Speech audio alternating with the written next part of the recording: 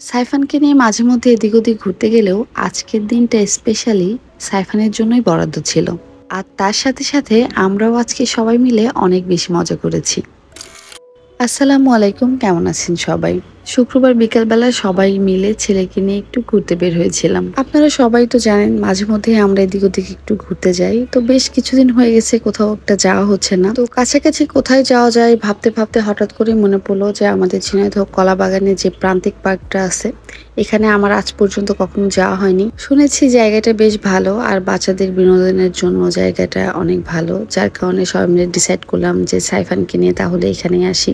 আমাদের নিজেরও একটু ঘোরা হবে, সাইফানেরও একটু বিনোদন হবে। তো যেমন ভাবনা তেমন কাজ, আমরা সবাই মিলে রেডি হয়ে চলে আসলাম প্রান্তিক সাংস্কৃতিক পল্লী ও শিশু পার্কে। পার্কের মেন গেট দিয়ে ঢুকেই দেখি এক সাইডে অনেক বড় একটা গোলাপ ফুলের বাগান, যেখানে অসংখ্য গোলাপ ফুল ফুটে আছে। দেখতে খুব বেশি ভালো লাগছিল। জায়গাটা ছোটখাটোর মধ্যে হলেও বেশ সুন্দর গোছালো একটা জায়গা। চারিদিকে ফুলের সমারোহ। তো জায়গায় জায়গায় সাইনবোর্ডে লেখা আছে ফুল ফল ছেঁড়া যাবে না, ছিলে 500 টাকা জরিমানা। তো ফার্স্টে আমাদের এই রাইডটা চোখে পড়লো। এই রাইডটা আমার ছোটবেলায় অনেক বেশি ভালো লাগতো, আমি অনেক চড়েছি এই রাইড। অনেকদিন পরে এই রাইড দেখে আজকেও মনে হচ্ছিল এখানে উঠি, বাট এখানে বড় মানুষ ওঠা যাবে না, শুধুমাত্র বাচ্চা পোলাপানের জন্য।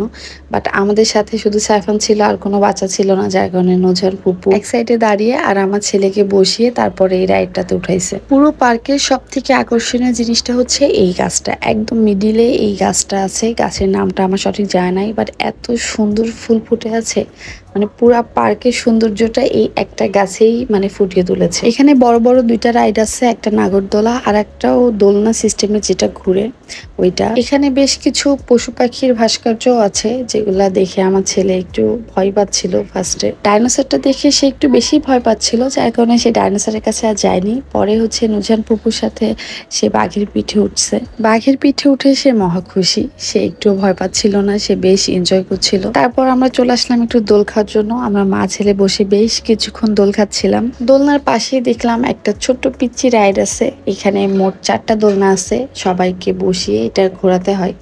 তো এই জায়গাটাতে আমার ছেলেকে বসিয়ে নুন্নাহার ফুপু আর ছোঁয়া দুজনে মিলে ঘোরাচ্ছিল। আমার ছেলে বেশ এনজয় করছিল এটা। তারপর পাশে একটা হরিণ দেখে সে দৌড়ে চলে আসছে হরিণের কাছে, এখানে এসে হরিণের গায়ে হাত দিয়ে দিয়ে সে দেখছিল। তারপর আমরা ওখান থেকে বের হওয়ার সময় দেখি যে একটা এখানে সিংহ মামা আছে। আমার ছেলে সিংহ মামার কাছে গিয়েও একটু হাত দিয়ে দিয়ে ছুঁয়ে দেখছিল। তারপর আমরা চলে আসলাম পার্কের মিডিল পয়েন্টে। এখানে এসে দেখি এখানেও এই দোলনা টাইপের রাইডটা আছে, বাট এখানে অনেক সিনিয়র মানুষও বসে আছে, যার কারণে রোশনি আপু ওকে বসিয়ে একটু দোল দিচ্ছিল। দোল খাওয়া শেষ হতে না হতে আবার সে এই রাইডে চড়ার জন্য চলে আসছে। মাশাআল্লাহ, আমার ছেলে আজকে অনেক বেশি এনজয় করেছে। বাট আজকে প্রচন্ড পরিমাণে গরম ছিল, মানে বাসায় যখন ছিলাম তখন আসলে বুঝতে পারিনি যে এত বেশি গরম বাইরে। পার্কের মধ্যে ঢোকার পরপরই সবার অবস্থা খুবই খারাপ, ঘেমে গরমে সবাই একদম গোসল করে ফেলেছে। তার উপর আবার আমার ছেলে তার নিজের পছন্দের নিজের বায়নাতে সে জিন্স প্যান্ট পরে আসছে, মানে আজকে ড্রেস আপ তার সম্পূর্ণটাই নিজের ইচ্ছায় করে আসছে, যার কারণে ওরও অনেক বেশি গরম লাগছিল। বাট এত কিছুর পরেও মাশাআল্লাহ ছেলে আমার অনেক বেশি এনজয় করেছে আজকে। গরমটা একটু কম থাকলে আরো বেশি ভালো হতো। শুধু সাইফান নয়, সাইফানের সাথে সাথে আমরাও আজকে অনেক বেশি আনন্দ করেছি। একদম লাস্টে আমরা মা ছেলে এই রাইডটাতে উঠেছিলাম, আর কেউই উঠিনি, কেননা সবারই নাকি মাথা ঘুরে এখানে উঠলে।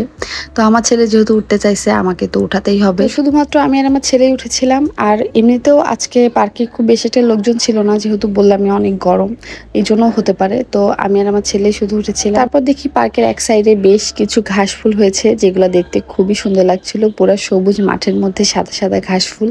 তো এর মধ্যে আমার ছেলে একটু হেঁটে বেড়াচ্ছিল, তারপর রোশনি আপুর সাথে একটু দুষ্টামি করছিল। ছেলের ছোটাছুটি দেখে আমি আর নূরজাহান ফুপু একটু ছেলে বেড়ায় ফিরে গিয়েছিলাম। দুজনা বেশ অনেকক্ষণ ধরে অনেক মজা করলাম। তারপরে যে আমরা বের হয়ে যাচ্ছি পার্ক থেকে, সোজা চলে আসলাম একটু শহরের মধ্যে খাওয়া দাওয়া করার জন্য।